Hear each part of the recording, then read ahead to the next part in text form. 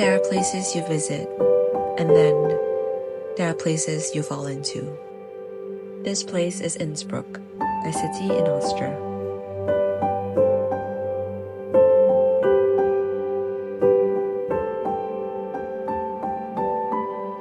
We arrived in Innsbruck on a quiet afternoon, not expecting anything particularly out of the ordinary. The usual check-in, the brief walk to the supermarket for a snack, it all felt like routine. But as soon as I stepped out onto the streets, I felt something shift. The cool air had a freshness that immediately felt different from anywhere else. It wasn't dramatic or loud, just a subtle reminder that I was somewhere new. We had planned to go paragliding, but the wind had other ideas. Paragliding was cancelled. The news was a bit of a letdown, but it didn't stop us. Instead, we decided to explore the town, which was just a few steps away from our hotel. The old town was almost like a living postcard. Cobblestones winding between buildings that seemed to hold centuries of stories within their walls.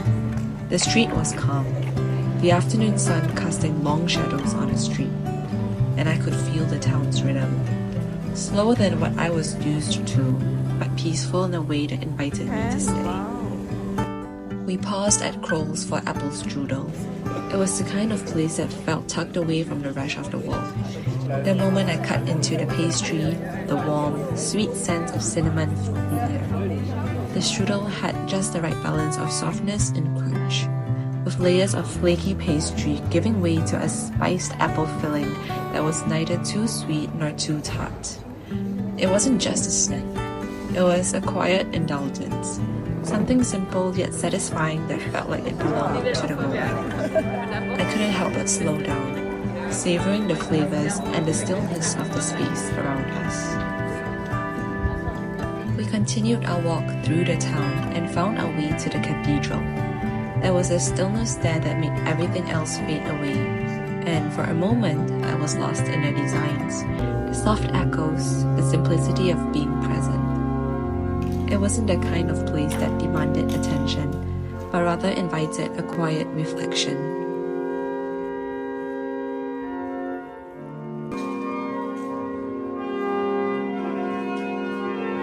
From there, we found our way to the Imperial Gardens. The air was different here, fresher, almost crisp, and the gardens stretched out before us, not in a rushed hurry but with room to breathe. The pathways curved gently. The flowers were vibrant but not overwhelming, and there was a certain calmness in the way everything was arranged.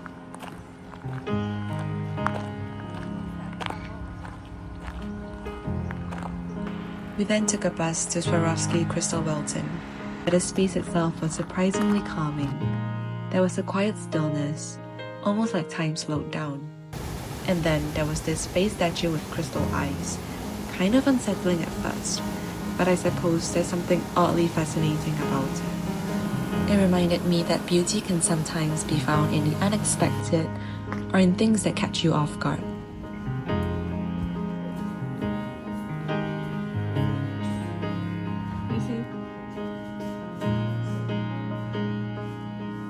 By the time we returned to Innsbruck, the sunset had started to settle over the town, casting warm light that softened the edges of the buildings.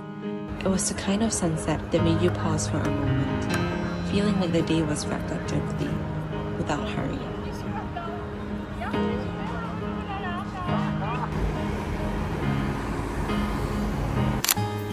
The next morning, we had breakfast at a hotel, a generous buffet. The croissants were huge, flaky and warm, and there was a station where we could make our own fruit juices, which felt like a little fun touch. It wasn't gourmet, but it was just what we needed to start the day. The pace was slow, no rush, just a quiet moment before we headed to Neustift for another attempt at paragliding. The bus ride took us through a beautiful valley surrounded by towering peaks, and as we arrived in Neustift, we could already see paragliders floating lazily in the sky. It felt like the entire town was framed by the mountains, the air fresh and crisp. We met our instructors, who were calm and casual as they led us to the launch site.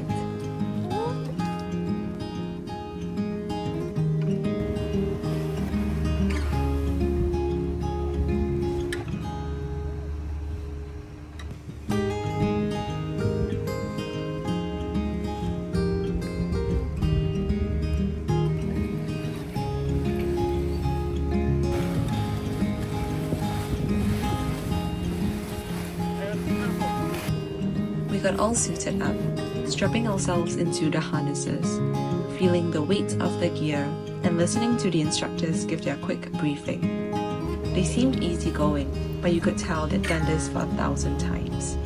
The excitement was starting to build. The anticipation of the jump was real.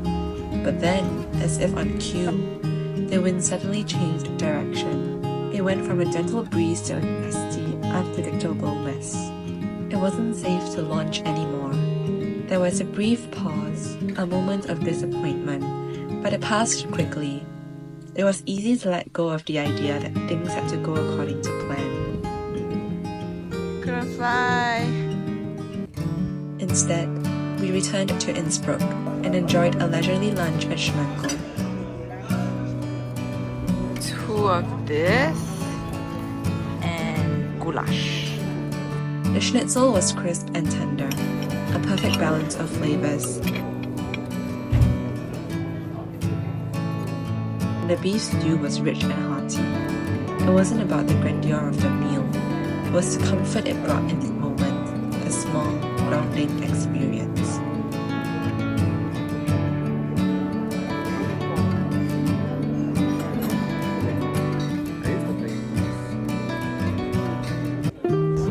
We finished off the meal with ice cream from Tomasoli. 3 scoops because why not? Chocolate, pistachio, and one more I forgot.